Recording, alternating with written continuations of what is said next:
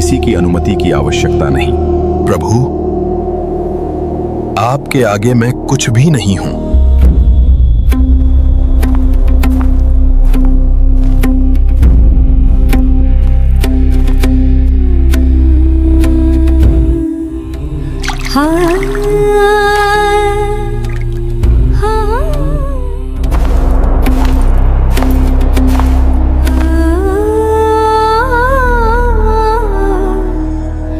स्वामी, आप भीतर कैसे आए? नंदी ने आपको रोका नहीं? नंदी मेरा अनन्य भक्त है पार्वती, उसकी भक्ति अपार है, पर मेरे पथ को रोकने का सामर्थ्य किसी में नहीं। परंतु प्रभु, उसे मेरी आज्ञा का मान रखना चाहिए था। अब मुझे ऐसा गण चाहिए जो मेरी आज्ञा माने, मेरे शब्दों का पालन करे।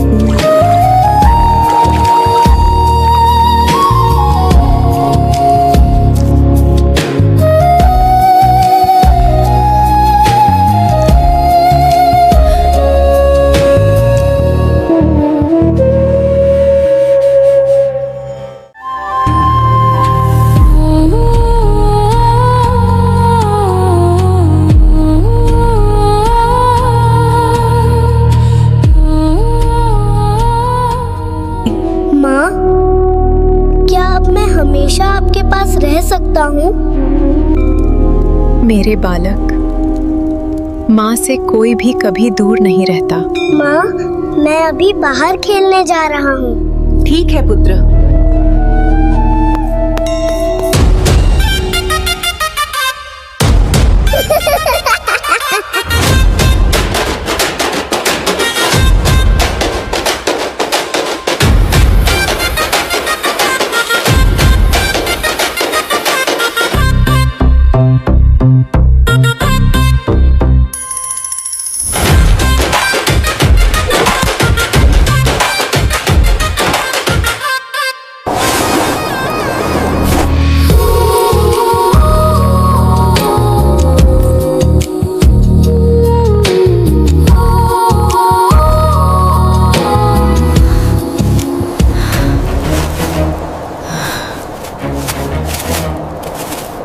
पुत्र, मैं स्नान करने जा रही हूँ। जब तक मैं लौटूं, कोई भी भीतर प्रवेश न करे। आप निश्चिंत होकर स्नान कीजिए, मैं द्वार की रक्षा करूँगा।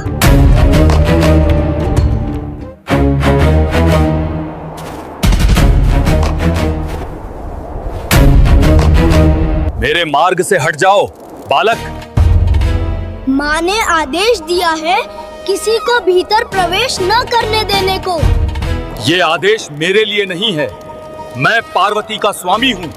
हट जाओ बालक। कदापि नहीं, जब तक माँ आदेश न दे किसी को भीतर जाने नहीं दे सकता। जिद मत करो नादान बालक, मेरे सामने से हट जाओ। शांत शांत प्रभु, ये नादान बालक है, मैं इसे समझा बुझाकर स्वयं हटा दूंगा।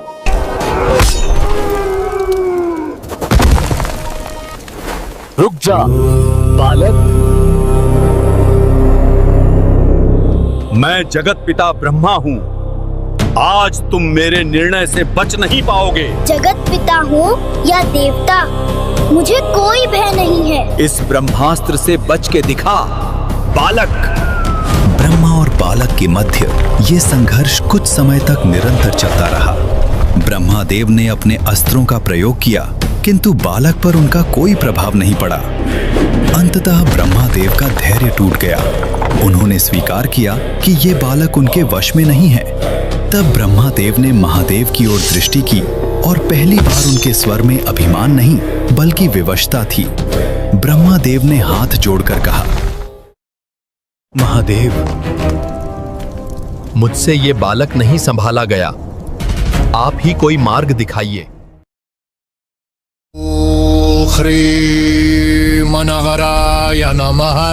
नमः शिवाय नमः नमः। ओम शिवाय नमः नमः। ओम शिवाय नमः नमः। प्रभु, ये क्या हो रहा है? आज कुछ अनर्थ होने वाला है। Om Shivaya Namaha. Om Shivaya Namaha Namaha. Om Shivaya Namaha Namaha. Om Shivaya Namaha Namaha. ये कोई साधारण क्षण नहीं था। ये वो पल था जहां नियम, शक्ति और मर्यादा मां की ममता के आगे मौन हो गए।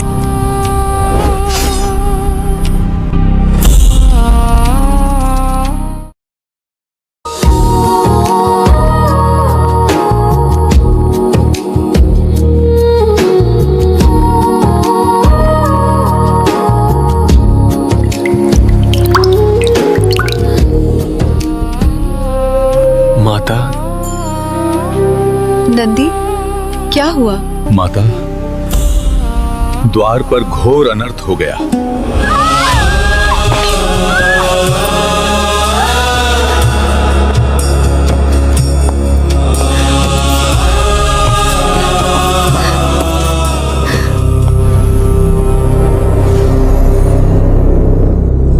प्रभु, आप हमारे पुत्रों के साथ ऐसा कैसे कर सकते हैं? अब आपको ही उन्हें पहले जैसा करना होगा। क्या आप सबको उस मासूम बालक के साथ ऐसा व्यवहार करना इतना आवश्यक लगा? क्या किसी के मन में जरा सी भी करुणा नहीं जागी? अगर आपने अभी ये नहीं किया तो मैं इसी क्षण अपना धैर्य और मौन तोड़ दूंगी। फिर कोई भी मुझे रोक नहीं पाएगा। हाँ महादेव, बहन पार्वती ठीक कह रही हैं।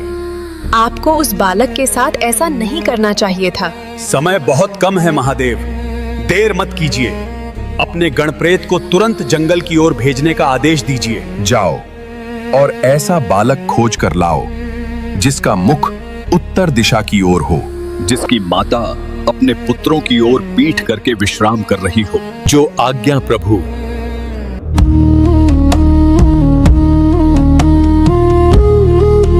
नंदी और गणप्रेत जब वन की गहराइयों में पहुंचे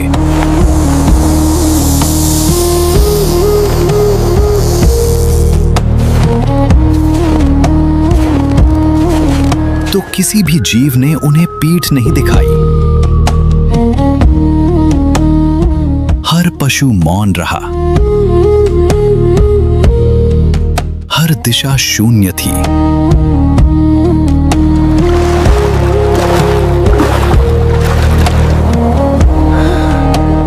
तभी हिम से ढके उस निर्जन वन में उन्हें एक हाथी मिला, शांत, स्थिर।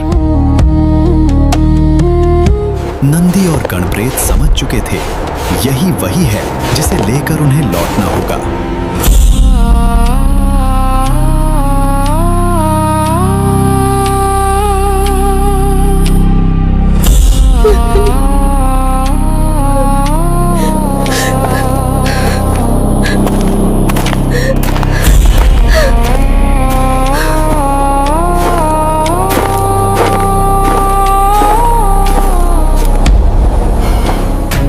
नंदी, ये क्या लेकर आ गए हो?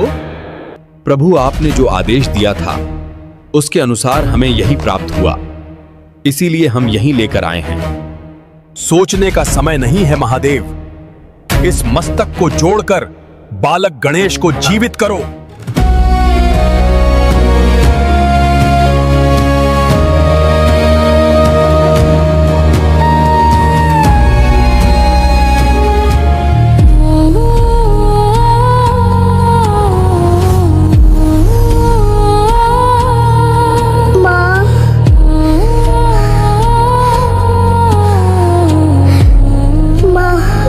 मेरे लाल, मेरे प्राण, आज फिर से तुम्हें जीवित देखकर माँ का हृदय भर आया है।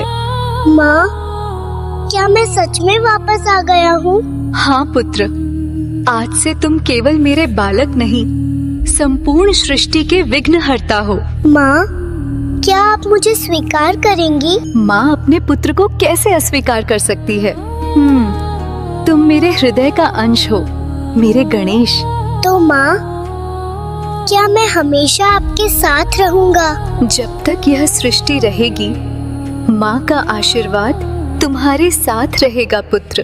अब समय आ गया था जब सृष्टि के सभी देव देवी एक एक कर बाल गणेश को अपने दिव्य वरदान देने वाले थे। गणेश, मैं तुम्हें बुद्धि और विवेक का वरदान देता हूँ ताकि तुम हर संकट का समाधान बनो।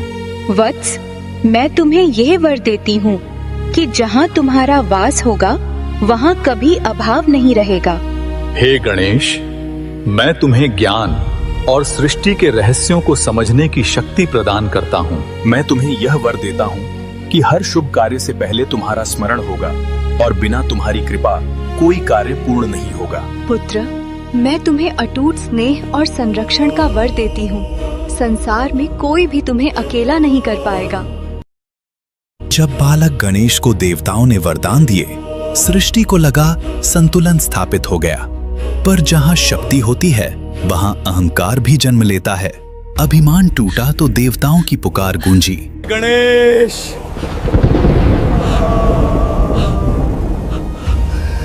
हमारी रक्षा करो। ये कथा है उस घमंडी गंधर्व क्रोंच की जिसे शाप ने बना दिया विकराल मूषक। पर अंत विनाश नहीं, परिवर्तन था। एक उग्र दैत्य झुका प्रभु के चरणों में और बन गया गणेश जी का वाहन मूषक।